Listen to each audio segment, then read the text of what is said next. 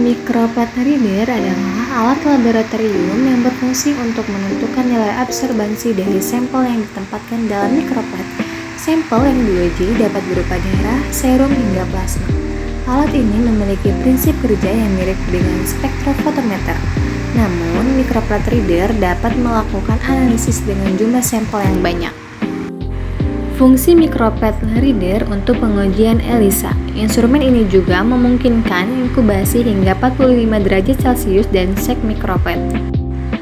Prinsip kerja micropet reader ini berawal dari berkas cahaya yang melewati sampel memiliki diameter yang berkisar antara 1-3 mikrometer. Suatu sistem deteksi untuk mendeteksi cahaya yang berasal dari sampel, menguatkan sinyal dan menentukan absorbansi sampel. Micropet reader menggunakan sistem berkas cahaya ganda. Yang pertama, sumber cahaya, yang kedua diafragma, yang ketiga lensa kondensor, yang keempat filter, yang kelima fiber band, yang keenam lensa fokus, yang ketujuh micropet, dan yang terakhir ada detektor.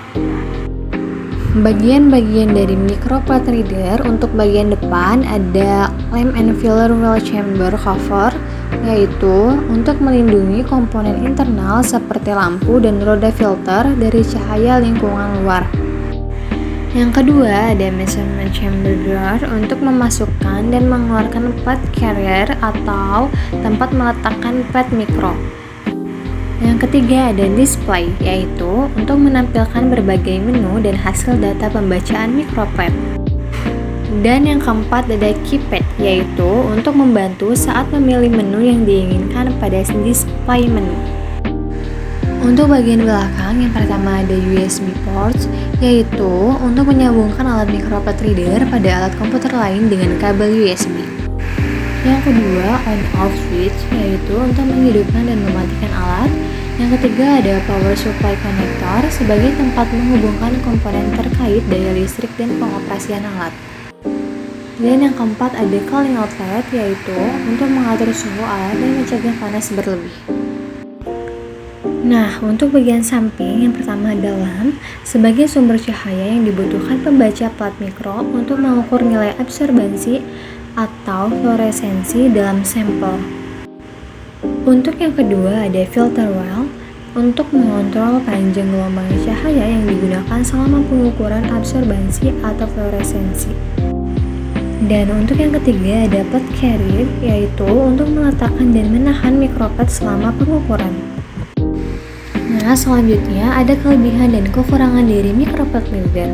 Untuk kelebihan, yang pertama, hemat waktu, dapat melakukan analisis sampel dalam jumlah yang banyak. Yang kedua, dapat memudahkan pembacaan pada berbagai panjang gelombang.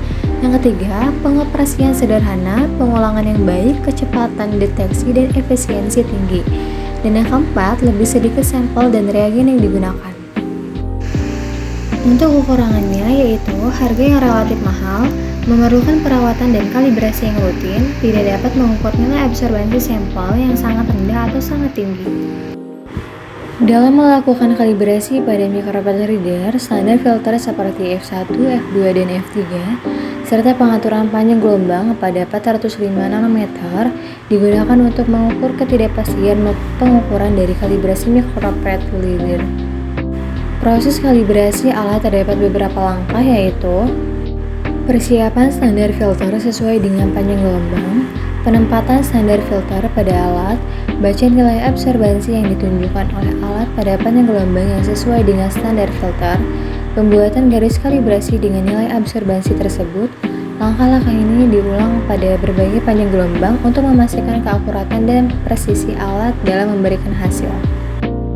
Troubleshooting pada alat micropet reader. Yang pertama, kode kesalahan dan peringatan. Ketika kesalahan terdeteksi, pemeriksaan lebih baik dihentikan. Setelah terjadi kesalahan, yang terbaik adalah membatalkan jalannya proses pemeriksaan dan mulai ulang dari awal setelah masalah teratasi. Yang kedua, perangkat memori USB. Disarankan untuk memformat perangkat memori USB jika ekspor atau impor gagal.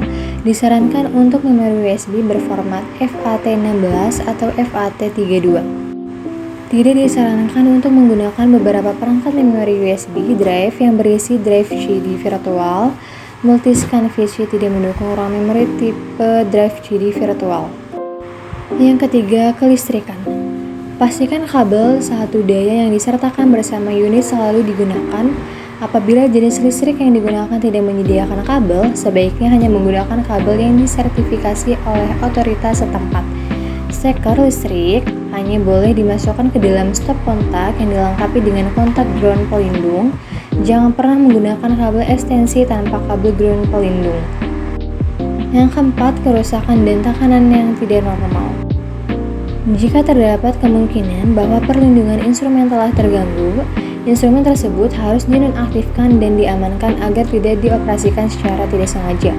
Setelah itu, segera hubungi layanan teknis resmi untuk mendapatkan bantuan lebih lanjut. Untuk perawatan pada alat micropen reader, yang pertama, jaga instrumen bebas dari debu, hindari mengganggu komponen sistem optik apapun, termasuk penutup optik. Bersihkan dan periksa kondisi filter dan roda filter slot posisi. Bersihkan tumpahan larutan garam, pelarut, asam, atau basa solusi dari permukaan depan segera untuk mencegah kerusakan. Bersihkan dengan air soldering deionisasi, bersihkan instrumen secara berkala, ganti lampiran bila padam, servis instrumen secara teratur. Pembacaan data hasil analisis, hasil pemeriksaan dapat disajikan dalam berbagai format, tergantung pada pengaturan protokol yang digunakan.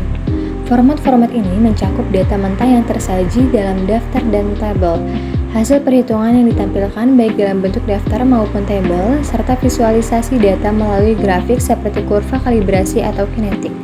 Setelah proses eksperimen selesai, tampilan otomatis dari data proses muncul, contohnya seperti pada gambar di samping. Urutan tampilan data atau hasil yang akan ditampilkan sesuai dengan daftar berikut, tergantung pada perhitungan mana yang digunakan dalam protokol. Yang pertama, kontrol kualitas pengujian. Jika gagal, hasil dari proses yang gagal akan ditandai. Yang kedua, interpretasi. Yang ketiga, hasil kuantitatif. Dan yang keempat, hasil yang telah dihitung sebelumnya. Yang terakhir, data mentah.